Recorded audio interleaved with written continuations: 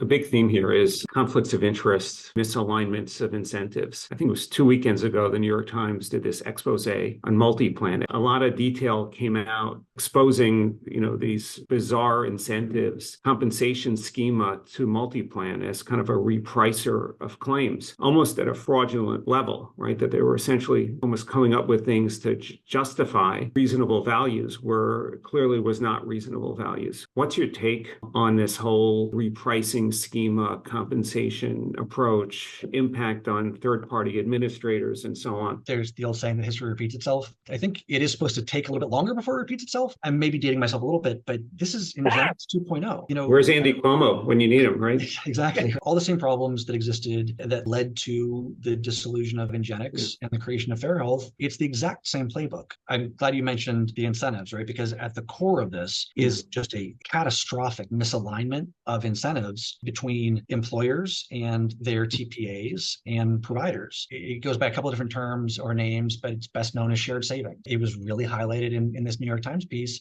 Whatever the delta between the amount charged and the final amount paid, the insurer takes a cut. Anyone who understands healthcare pricing, and especially anyone who understands the post-NSA world as far as determining that final rate of payment, should immediately understand how predatory it is to charge 35% of the delta between the charge amount and the final payment. I think one of the examples that was provided in the New York Times piece was where the insurer ended up with a shared savings fee of like $50,000 or something, and the payment to the clinician was like 5,000. Those numbers aren't exactly right, but the orders of magnitude are. That's literally criminal. ERISA has a fiduciary responsibility providing health coverage to employees. I think employers need to understand that if they're not really scrutinizing some of these predatory programs, that they may be exposing themselves to real liability for violating ERISA. They have a fiduciary responsibility to their employees. It's hard to see how shared savings implemented in the way that was described in the New York Times could possibly coexist with that fiduciary responsibility.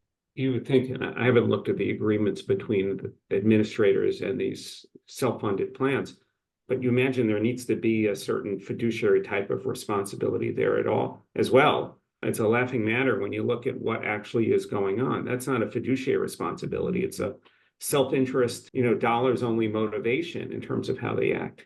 Again, back to sort of the incentives, right? What the incentives for a TPA are supposed to be. They're supposed to compete on the quality of their offering, right? There are lots of TPA options. The factors are which TPA has the stronger network, which TPA has some of those better cost management options and benefit designs. Shared savings actually creates this perverse incentive to not network. The only way to capture those shared savings fees is to ensure that some of those employees are getting their care out of network. When you've allowed a fee structure to exist that actually encourages the provider to provide a worse product in order to make more money, you've completely devastated the incentive structure. That is the definition of broken. I agree 1,000%.